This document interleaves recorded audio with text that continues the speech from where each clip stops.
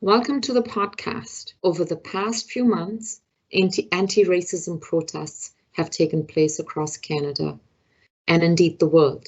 Here, the RCMP has been called in to address systemic racism in its ranks. The Toronto Raptors wore jerseys emblazoned with messages inspired by the Black Lives Matter movement, and I asked the Minister of Diversity and Inclusion if the government will commit to applying a race-based lens and analysis on all legislation. Senator, these are really important discussions to be having about police brutality, about systemic racism. It's really, to me, unconscionable how, people, just because of the color of their skin, get treated differently by various institutions across Canada. And I also think, though, that we need to have a discussion about diversity, the broader discussion about diversity in our workforce, diversity on our corporate boards, diversity in the charitable sector and nonprofits, because diversity is important. It not only leads to better, decisions being made, but it actually leads to better outcomes by businesses. So it's not only the right thing to do, but it's actually a more diverse workforce is a successful workforce. You're so right, Paul, and I have for a long time been part of these discussions to make organizations, institutions, whether they're public or private, more diverse and welcoming and inclusive. But I'm really happy today to speak with Hamlin Grange and Diya Khanna, who have enormous depth and experience through their work in the field and on the ground. And we had a chat with them, and it was a really interesting discussion. Their experience in the fields of diversity, equity, and inclusion are invaluable resources, and they both have a wealth of knowledge on how to address systemic racism and create diverse organizations. Let's listen to their interview. So in all this talk about the coronavirus, I'm also mindful that there is another virus that is not new. It's been around for generations. And this is the virus of racism. And apparently, we are no closer to finding a vaccine today than those who tried earlier on. The death of George Floyd has left a mark on people, and voices of protest are growing. And, we see on television how athletes boycott games, protests are happening around the world, businesses and institutions are responding in different ways, but they are responding. Even in the Senate, the storied institution that I'm a member of, we had a precedent-setting debate on racism. Today, to join us in this conversation, I have two wonderful people, Hamlin Grange and Diya Khanna. Both are seasoned professionals on how to recognize racism, how to address it in a corporate or at an institutional level. Both of them have great ideas and experience on how to move the needle on this, what I would call a particularly wicked problem. Both are Canadian, although Diya now lives in the United States. And I would say one is young and one is younger. And that is also an important perspective to us. So let me start with a question to both of you, and please answer as you feel. There are many prominent voices on both sides of the border who have denied the existence of systemic racism. I wonder what your perspective on this denial is, and I wonder if for our listeners, you can provide a very specific, understandable example of how systemic racism actually works. Let me start with you, Diya.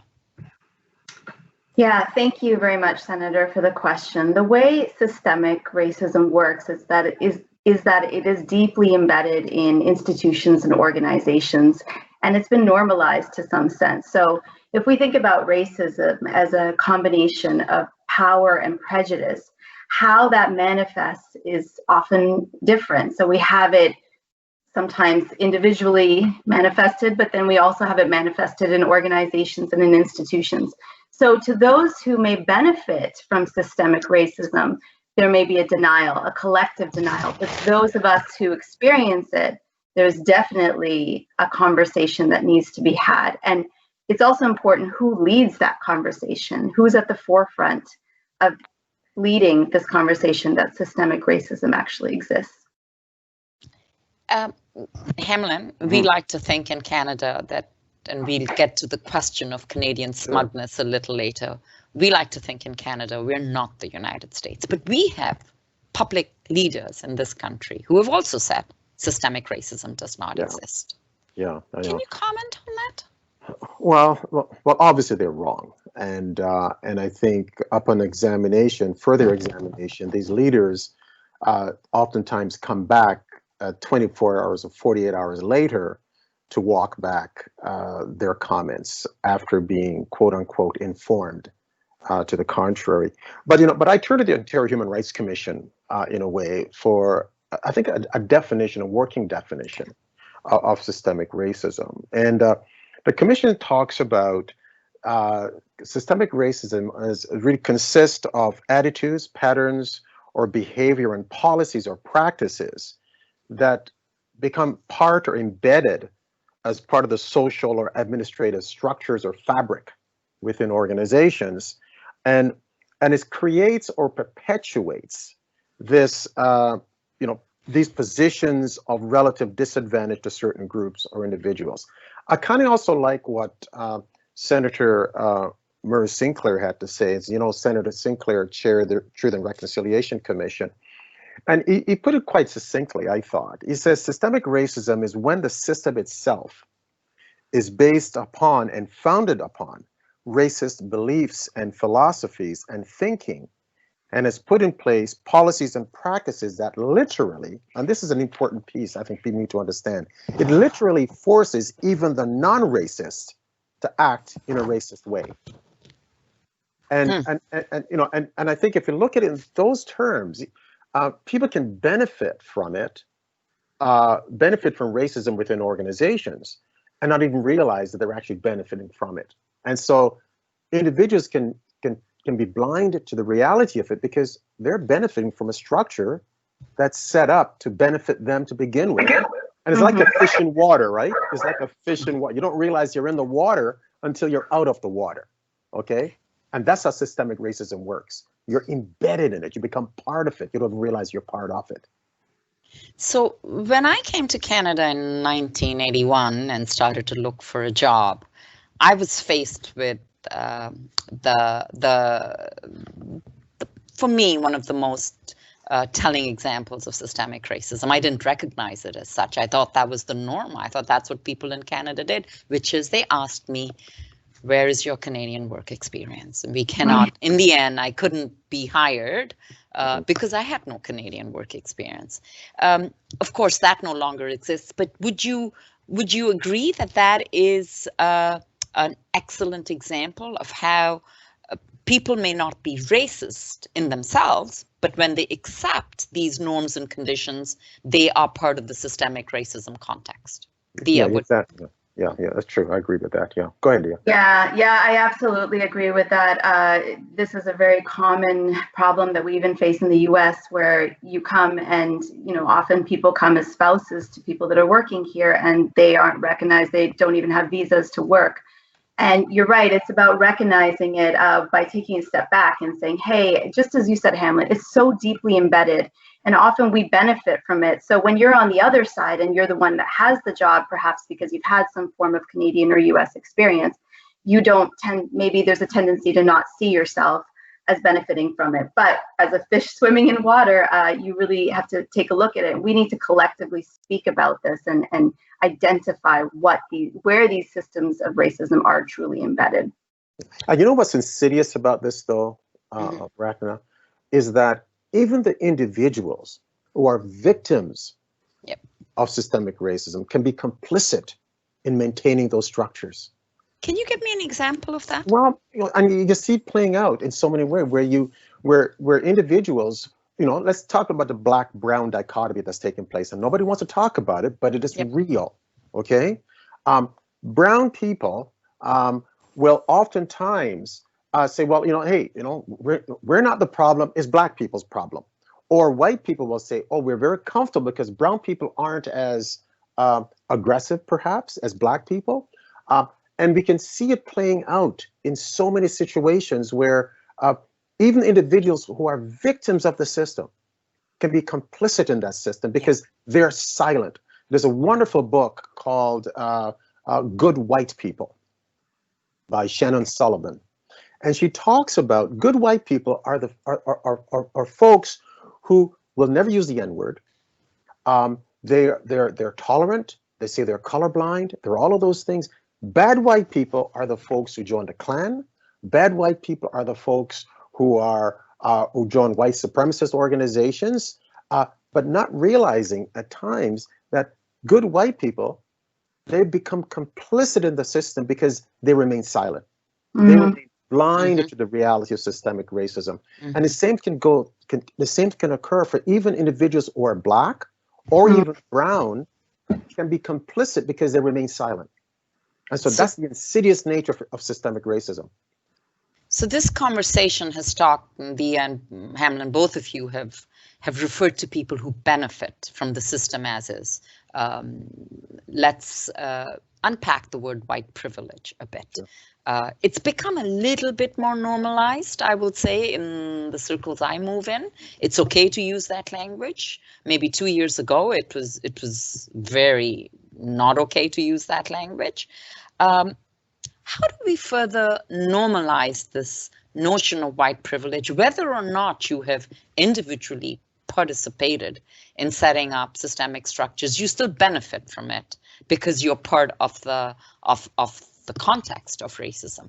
How do we make this a little bit more normal and acceptable for white people? Yeah, I would say the key, white privilege is also understanding that it's historical and contemporary, and it's a privilege that's been afforded to white people. It doesn't mean that white people haven't worked hard. It means that there's an advantage that we see through examples of education, home ownership, jobs, and so on and so forth, even areas that are policed and discrimination. And here in the US, the school to prison pipeline, for example, redlining, Jim Crow. So really talking about it as something that is historical and is continues to be contemporary. So it's a continuum, and how this is privilege that we have to recognize is something that is actually global as well. It's not just limited to US and Canada. So the ease with which we talk about white privilege can actually allow us to do the work to dismantle white privilege. Hamlin, I'm curious on your thoughts on this as well. Well, I think you're so right, and to your point, I think first and foremost there needs to be a recognition and an acknowledging that white is a race. Yeah, absolutely. And that is problematic for a lot of white people. The work that I do, sometimes I do workshops and I go around the room and I ask people to identify their race. Black people, brown people, people of indigenous background. Now, other people, they will readily say, yeah, I'm this, I'm that. White people will say, oh, I'm Canadian. There's a discomfort with saying white is indeed a race. And with that comes certain privileges, okay? And certain disadvantages as well, okay? And just like Black is a race brings with certain privileges, certain disadvantages, all right? So first and foremost, I think there needs to be an acknowledgement and recognition that white is a race. And Sullivan talks about that in her book, Good White People, okay? In White Fragility, Robin DiAngelo talks about that. There needs to be an acknowledgement, first and foremost. Once that takes place, then we start looking through the lens of what do those privileges allow us then if we see white as normative. Let's take a look at the television programs you see, okay? It's white people who have the best friend who happens to be Black, but it's the white person who's having the romantic relationship, okay? It's the white people that are going on having these great adventures. I tweeted out something today where there's a magazine called Great Canadian Adventures. It's a tourism publication. And I looked through it and I was thumbing through it and I said, there's something wrong with this publication. And every single image in that publication, white people having fun, white people going on vacation, white people having great adventures in the outdoors, not a single person of color. Now, how could that possibly happen in today's world in Ontario? That's white privilege. That's what it looks like. Because brown and Black people are doing the work. We'll get to that a little later, but yeah, what we are seeing, certainly in the United States and in Canada, there seems to be an anger and a response, and people are taking to the streets and they want answers and they want to end racism. We've seen this before, and I want to get the US and the Canadian perspective. Does it feel different this time? Is it going to make any difference? Let's start with Canada. Yeah, this feels different to me. Okay. I'm young enough. Thank you, Ratana. I'm young enough. I mean, I'm sort of I sort of, a child coming out of this sort of the civil rights movement, but certainly seeing that, Martin Luther King was killed in 1968. I was in grade 6, but I knew something monumental had happened. Okay. And see the changes taking place. I think something is different this time. And I think what has caused the difference has been the pandemic. And I started to refer to the coronavirus, COVID-19, as the reckoning virus. That's why I was calling it at the beginning, because what it has done, COVID-19 and this pandemic, it has exposed the soft underbelly of so many of our institutions. Okay, how we treat our elderly, for example, all right, the criminal justice system, and obviously racism. And it's in that environment that we saw the public execution of George Floyd. Now, there were a lot of George Floyds before George Floyd. Okay, I think a lot of people forget this, or seem to conveniently forget that. And there are a lot of George Floyds after. What was different now is that there was a sense of vulnerability that in general people had because of COVID, and their attentions were fixed on this because they weren't working, they were at home. And they were uber focused on this thing. And I think it all sort of came to a head. So I think this is different in that way. Will it be sustainable over time? Will we still have the same degree of angst that we're having now? You begin to see it petering down, but I still believe that something different has happened here. And I think this is a moment of opportunity for us to capitalize on that for change. And this is where leadership comes in. But I'll throw it back to Diya. I agree, Hamlin. I think that there's something fundamentally different. Though I am a little bit younger, so I wasn't around during the time that you were describing in grade 6. But what I find different is also this social media has led to Black Lives Matter movements globally. We're seeing this globally, and there's a solidarity there that we're experiencing. But what I'm interested in acknowledging is how we move from this awareness to actual accountability. And what I love that you said right there was, now we see what rests in the hands of leaders. And by leaders, we use this term loosely because we're also referring to people like you and I who are leading these conversations. So not necessarily people in positions of power, but those that are leading this discussion to a position of accountability and action. So how do we shift from that awareness into that next stage? And I think that is yet to be seen. I think we're seeing some of the trickle-down effects into different institutions and systems, definitely in Hollywood and sports and in tech to some extent. But is it going to continue, or is it going to stop? So really hoping that this goes into that next stage. Is there some sort of building blocks that the movement can continue? And you both touched on it in the sense of sustainability, right?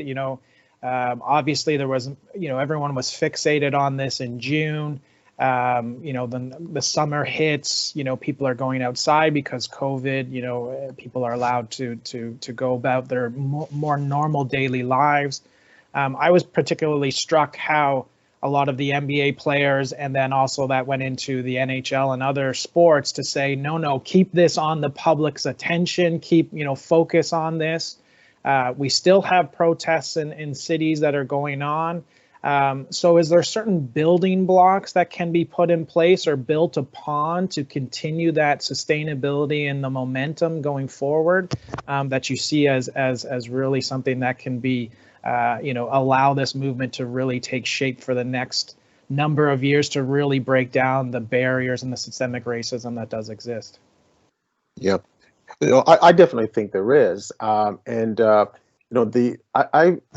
am really urging organizations that actually contact me about work to really start thinking about transformative systemic change. It's not about doing one-off unconscious bias training, and everybody wants to do unconscious bias training, or come in and do an awareness anti-Black racism workshop or something like that. Yeah. We need to start dismantling systems, because we know the perfectly designed systems is designed to get the results that it gets. And we are seeing the results of the system that's been created. We're seeing racism, intolerance, we're seeing homophobia, we're seeing all of those things. Now, we need to change those systems. We need to change the components of those systems. And I think the building blocks that you talk about, Paul, it's really about looking at what can we do individually and organizationally to reset, to realign our priorities in terms of what we want to see as a world, as a society, as our families. And the building blocks, I think, begins with each of us. I think it's a personal, internalized kind of process that we go through. Acknowledge that there is indeed a problem, and then decide what you're going to do in your own way to do it, and then push that out. That's a start. We are in a polarized state right now. Okay, there's polarization all over the place. It's an us versus them, right? Okay, and we need to come back to a point of common ground, where we begin to see that we are truly indeed together, and we need to come to that realization. But in the meantime, we need to also acknowledge that there's real pain and trauma that's going on. Real pain and trauma, and we need to acknowledge that. So we got a lot of pieces to think about, I think. Let me situate this discussion within the context of how we have been transformed through this coronavirus experience, both in Canada and the US. So previously, people of color in low-paying jobs, as personal support workers, as retail staff in different grocery shops, as working to stock the shelves and keep the daily line of supply to food available, the migrant farmers who pick and grow and bring the food to market, both in the United States and Canada. All of this has been thrown into sharp relief. And I'm of the belief, and I could be wrong, and this could be fleeting, I believe that at least in Canada, we have a different appreciation of who is the essential worker. And that for most of the time, an essential worker is a person of color. Do you think this, and I first of all, I'd like to find out from you, Diya, whether you think that this awakening in Canada is shared in the United States, or is the States still too polarized around some of these questions? Yeah, I think the narrative is different in the US and in Canada around essential workers because perhaps there's a politeness discourse in Canada. And I keep coming back to that. Having been in the US for a couple of years now, it's something that's really been illuminated for me, is how we speak about diversity and who our essential workers are. So in the US, we have identified, yes, essential workers are predominantly people of color, and yes, we have the diversity, but is the decision-making power there? Is this positions of influence? And until we have diversity there in positions of leadership, positions, or even on the front lines, are they equipped with being able to influence policies and practices, which is what systemic racism is essentially about?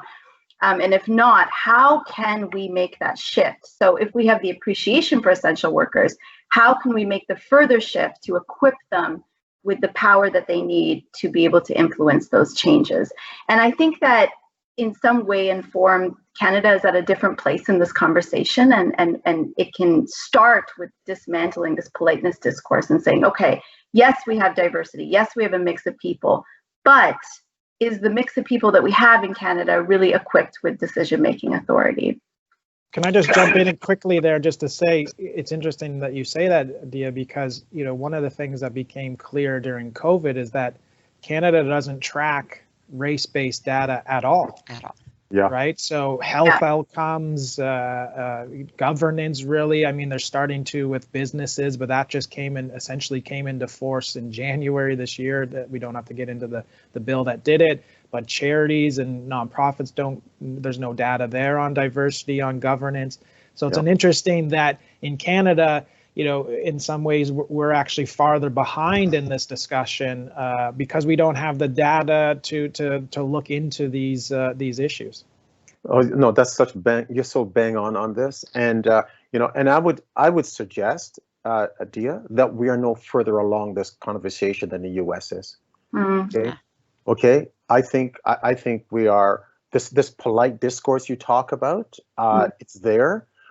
We don't collect data because Canadians are very squeamish. Oh, let's not talk about race. Let's not talk about race. But we know what gets measured gets managed. Gets done, yeah. Okay, and gets done, to your point. Exactly. And we've been hesitant to do that for whatever reason. Because, you know, we live in a country that is steeped in minimization. We minimize differences. Minimization. Okay, we minimize differences. We're uncomfortable with differences. Yes. We want this commonality that we seek sometimes, but in doing that, we're not moving towards the equitable society that we see of ourselves as Canadians. And I think we need to move beyond minimization and move to that stage of acceptance where you recognize differences. You're comfortable with differences. You may not know what to do about it, but at least you're not minimizing those differences. And I think collecting race-based data is important.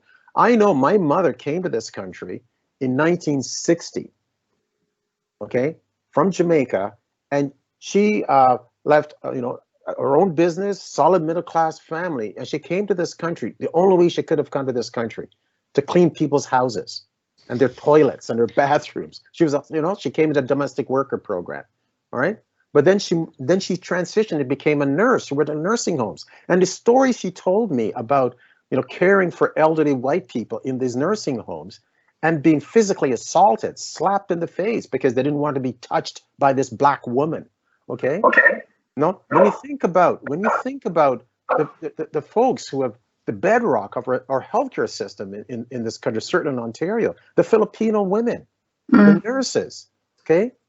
Do we acknowledge those folks and the hard work that they do? No, we don't. We don't. What about those folks who come here from Jamaica and elsewhere to pick the fruit that we like to eat so much, okay? And then we blame them for takeaway jobs. I mean, so we have a lot of way to go here. We're not that better than the US, and I think we can be very smug about it. Absolutely. Let's, you know, both of you have talked about politeness. And I want to ask you a question around the politeness of the word diversity. It's a polite word. And I live in a city, and Diya, you were born in a city that celebrates diversity as its strength. And I've begun to wonder whether the language and concepts and celebration of diversity soft pedals racism.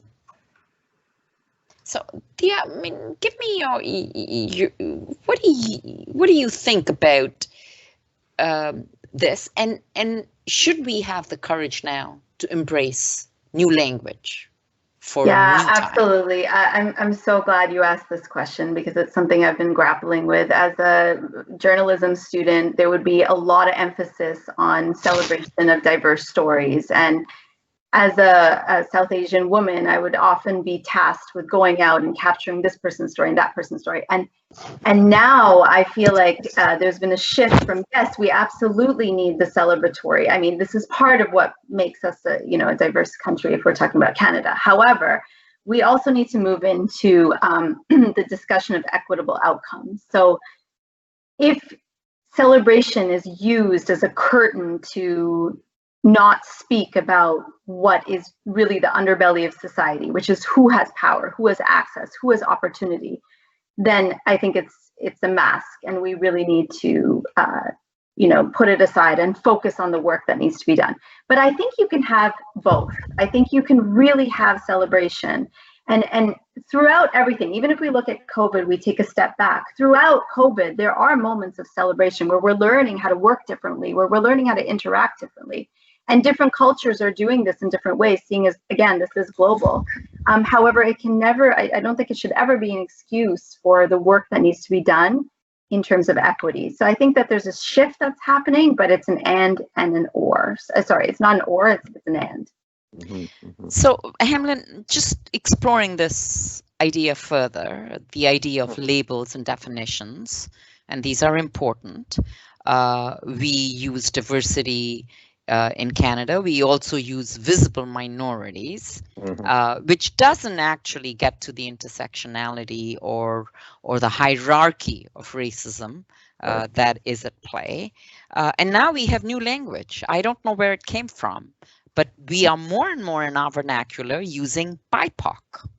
Yeah. Do you think it's time to, and this is a very Canadian question from a Canadian legislator, do you think it's time to review the word visible minority and replace it with something else? Oh, absolutely. I mean, visible minority has been this catch-all phrase, and this really came out of the Abella report. So we're stuck in the 1980s in terms of thinking about the whole notion of diversity, multiculturalism. We're stuck there. I think we need to move forward. And visible minority sort of, it's this catch-all phrase that, it normalizes whiteness again. You see what I'm saying? Think about this. Yeah. I mean, again, we come back to this whole notion of supremacy of whiteness, and people get uncomfortable when you say white supremacy because they think of the KKK and of course was burning. That's not what I'm talking about here. It's a normative supremacy of whiteness. So I say visible minorities, visible from what? You see? So I think we really do need to revisit the language that we're using. Because when you say visible minorities, you're losing. So what about Black people? What about people? What about other people who are not Black? Okay, who are who are South Asian, who are people who are Chinese, who are people who are Japanese? What about those people? They get all lumped into this thing called visible minorities, and I always find it kind of interesting. I went to school in the United States. And I left here to go to the United States, to university as a young Black man, full of vigor, and maybe a little bit angry at times. And I came back to Canada after graduating, and I left as a Black man, and I came back a visible minority. And it struck me. I said, "What the heck is a visible minority? What is that? What is that?" So I think you're right. I think we need to revisit language. Let me ask Diya, because I know my reaction. You became a South Asian when you were born in Canada. Do we have that terminology at all in anywhere else in the world outside Canada? South Asian, which is a mix of God knows how many races and ethnicities. Yeah, I mean, even here in the US, we lump some Asian, and I think that itself is problematic because Asian is not a monolith, BIPOC is not a monolith. So to Hamlin's point, we need to, and you're right, the term visible minority is also centering the whiteness. We're all of a sudden lumped into something that we're not. And so we're not white, all of a sudden we're all visible minorities, but it discredits everybody's individual experiences, and it's all of a sudden lumping it together. So yes, South Asian it's a very fluid term that I use when I'm in one place but may not use when I'm in another. And personally, I'm grappling with what term I identify with. I love the term Desi. I wish we could include I love that. The term Desi too. Yeah, it's like Black is a good word to describe. Right. Desi is a good word to describe, but maybe we'll start a movement here. It's time to change employment equity legislation with new language because we are in new times. Diya, you wrote a piece with me, which I really enjoyed doing with you. We called it the 7 deadly sins to avoid when you're trying to address, diversity, anti-racism, and all of that. Can you just pick one and tell me which one was your favorite one and which one you'd like to leave this audience with? Gosh, all of them. I thought they were all very intertwined. I thought one really built on the other, but I guess the one that really stood out was not centering the dominant group. And in this case, we're talking about whiteness. And I think this has been the current of this conversation as we're speaking is white is a race, as you said, Hamlin, and it's not the norm. It's not, so if this is, and speaking as a brown woman, I think there's a great point here that there's a benefit that some people feel with a proximity to whiteness. And once we decenter the dominant group, once we decenter whiteness, which is the seventh sin that I believe we wrote about, then we bring in the centering of different groups. And then we're not trying to proximate ourselves to something. Okay. Then we can actually do the work. So that would be my favorite. Mm-hmm. So Hamlin, you work a lot on this issue with institutions, with charities, with government. Can you reflect on the really important role of institutions in this discourse? Pick an institution, any institution, and tell us what their role should be in this discourse. Mm-hmm. Yeah. Well, okay. I think the two most important institutions that have the greatest impact on our lives, media and the social justice system, and specifically the police. Okay? Mm-hmm. All right. I believe these two institutions, which quite frankly are the most difficult institutions to change because they are what I call legacy institutions. Okay? There's a culture within media, especially in the news media, that resists change. And the same type of cultural resistive kind of mentality exists within policing. And I'm not telling you anything that you don't know. We see it writ large, okay? And so if we can make change within those two institutions, I believe we can move mountains. Absolutely. I really, truly believe that. But it means that the media and the law enforcement policing needs to take a real hard look at itself in an honest and critical way about looking at the system that exists and how it has negatively impacted people. It has caused people to die.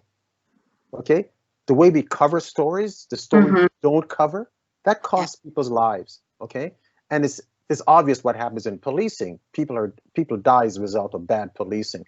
So those two institutions, I think, are really important for us to tackle. And I'm really encouraged the conversations that are taking place legislatively around police reform. That's a good conversation. Okay, one can question whether or not the right questions are being asked in terms of making those changes. And also they're talking about media as well.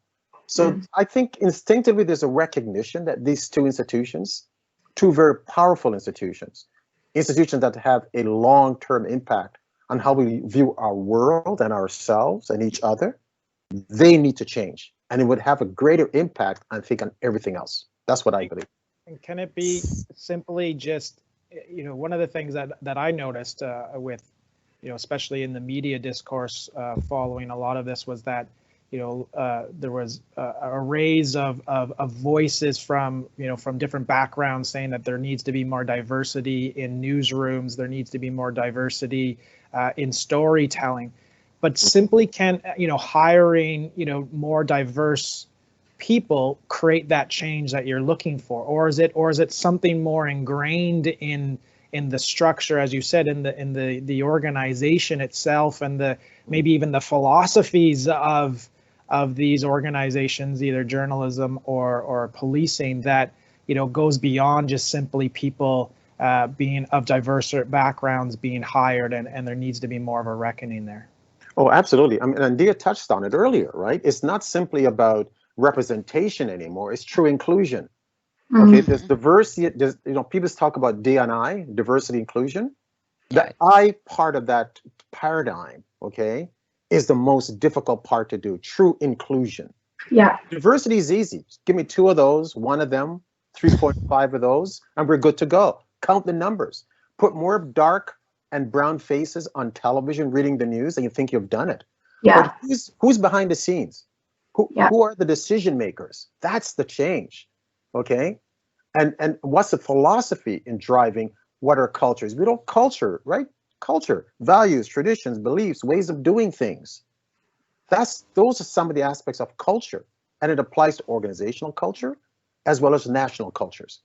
So what are we doing within organizations to change the way we do things, our beliefs, our traditions, even our very values? Until we get to that piece, we're just tinkering around the edges, to be honest about it. And we're just playing the diversity game of numbers and not true inclusion. I really think that the conversation has to move to that end of the needle, if I may call it. But I want to ask the question. It's a difficult question for people who are brown, like Diya and me. But I'm at the place where, no matter what racism my community has faced in this country, and there are books and books and books about racism against brown people, against Sikhs, against brown Muslims and Muslims in general. But I recognize that my kids don't get stopped in a car because they're black. I recognize that the racism and oppression experienced by Black and Indigenous people they have suffered most from systemic racism in the country.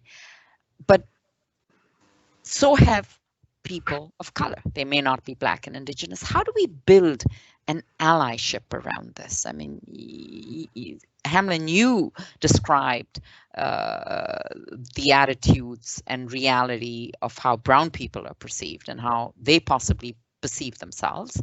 How do we turn this into, we are different and so we experience racism differently to, can we make common cause? Because it affects all of us.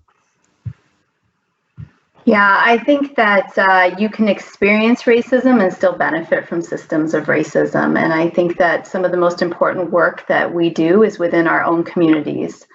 So, excuse me, for brown communities, it's essential that we speak about how we are also complicit in racism.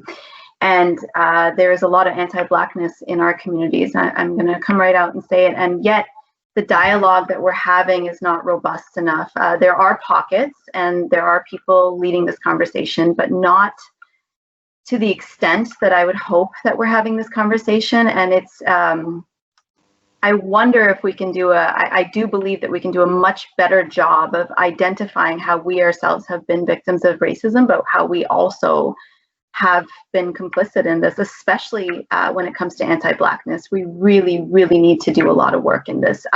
And colorism is a part of this as well. Like in our own communities, how have we historically treated people with different skin tones, and anti-Blackness is essentially global. So there's a lot of work to be done here. A lot of work.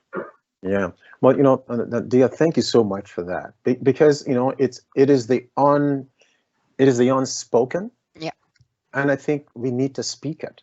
Absolutely. We need to say the words. We need to speak that. And it's, someone gave a really great. I was doing some work with some leaders, and one person talked about, how we came together as an organization, as a company, to put up when COVID came. They were so quick to move because, they came up with strategies and protocols to keep people safe because of health reasons, and says, why can't we do that around racism, systemic racism? I said, the one thing that it had in common, everybody saw COVID as the enemy. It was a common enemy. Regardless of who we are, we could get COVID. What if organizations took that approach and saw systemic racism as a disease? Absolutely. And we can all agree that we can be infected by it and we can die from this thing. We would actually move heaven and earth to put systems in place to protect ourselves from it. And it's a mind shift. We need to create a different mindset here, okay? And I think this is where I think brown and Black people, okay, and other racialized individuals, groups need to come together to say that we could be commonly infected by this disease. Yeah. And maybe we should get together and come up with some protocols that can defeat this enemy, because it is an enemy. Absolutely. It is an enemy, yeah. I think that's a wonderful note of forward thinking and hope to end this conversation, because I know I could carry it on forever and ever, but time is short. And all that leaves for me to say is thank you, Diya and Hamlin, for your insights. They have been incredibly useful. Thank you to the listeners. And if you have any questions to ask about this conversation, please do write to me by Twitter or by email. I actually do respond to my email, and we would love to hear from you, not just about this conversation, but about others you'd like to have us host. So thank you very much for helping us move the needle today.